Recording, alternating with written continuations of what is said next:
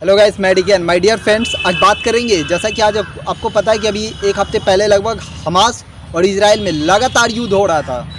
उस युद्ध का परिणाम ये था कि हमारे भारत के अंदर ये युद्ध तो हमारे देश से काफ़ी दूर हो रहा था, लेकिन जो इसके दर्द थे ना, वो भारत से निकल रहे थे। हेलो, समझ में नहीं आया ऐसा हो क्यों रहा था, क्योंकि युद्ध तो इजराइल और हमास के बीच थी, लेकिन इसकी दर्द, इसकी आवाज़, उस बम की फूट हमारे भारत से निकल रहा था सर। और सरकार पे लगातार प्रेशर बनाया जा रहा था कि इजराइल को समझाया जाए। हेलो, ये वही देश है ना, यहाँ पे एक छोटा सा बम मार देते थे तो अमेरिका से सहयोग लेने जाते थे। तो आज यहाँ के लोग उम्मीद क्यों कर रहे हैं कि मोदी ही बात करे। हेलो, और जो लोग 5-7 साल का कार्यकाल और अभी भी प्रेजेंट टाइम में भी लोग मोदी जी का इस्तीफा मांग रहे हैं, तो मैं आप ही से पूछना चाहता हूँ, जिसका इस्तीफा चाहिए उससे आप उम्मीद क्यों करते हैं कि वो शांति अमन बनाए रखे। हेलो, तो डियर फ्रेंड्स, मैं कहना चाहूँगा कि आज जो भी भारत के अंदर चल रहा था, जैसा कि इजराइल और हमास के बीच जो युद्ध हो रहा था, उसकी जो दर्द थी ना सर, वो भारत से निकल रही थी। कुछ लोगों का दर्द फूटा, कुछ लोगों का धर्म जग गया। हेलो, तो मैं आप लोगों से बता दूं कि उनका धर्म हमेशा जगा रहता है सर।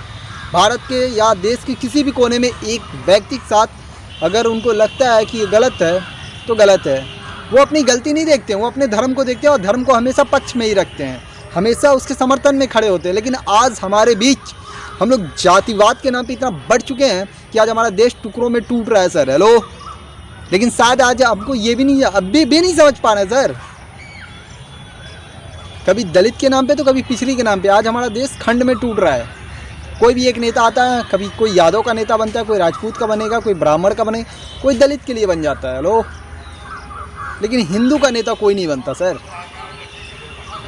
दुर्भाग्य है हमारे देश का कि आज हमारे भारत को लगातार तोड़ने की साजिश हो रही है और हम टूट रहे हैं केवल जातिवाद के कारण।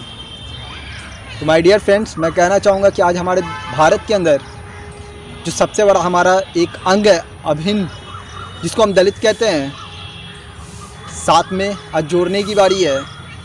और इस देश के अंदर इस मैसेज को समझने की कोशिश करिए कि जो बंगाल के अंदर इतनी बड़ी हिंसा हुई, किसी के मुंह से एक चू तक नहीं निकला। 12 लोगों के घर में घुस के हत्या की गई, लेकिन किसी के अंदर चू तक नहीं निकला। आज इतनी सारी पार्टियां हैं ना जो मोदी जी को घेरने पे लगे रहते हैं। मैं सबसे सवाल करना चाहता हूं, समाजवादी पार्टी हो, चाहे कांग्रेस हो, चाहे केजरीवाल की पार्टी हो, किसी भी पार्टी हो, क्यों नहीं थे सर उस समय धरना? आपने क्यों नहीं दिया?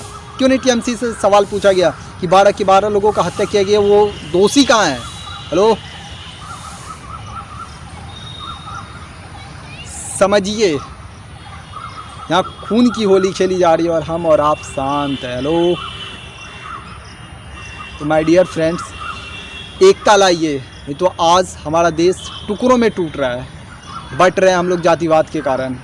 तो मैं आप लोगों से निवेदन करना चाहता हूँ कि आज हमारा देश खतरे में है।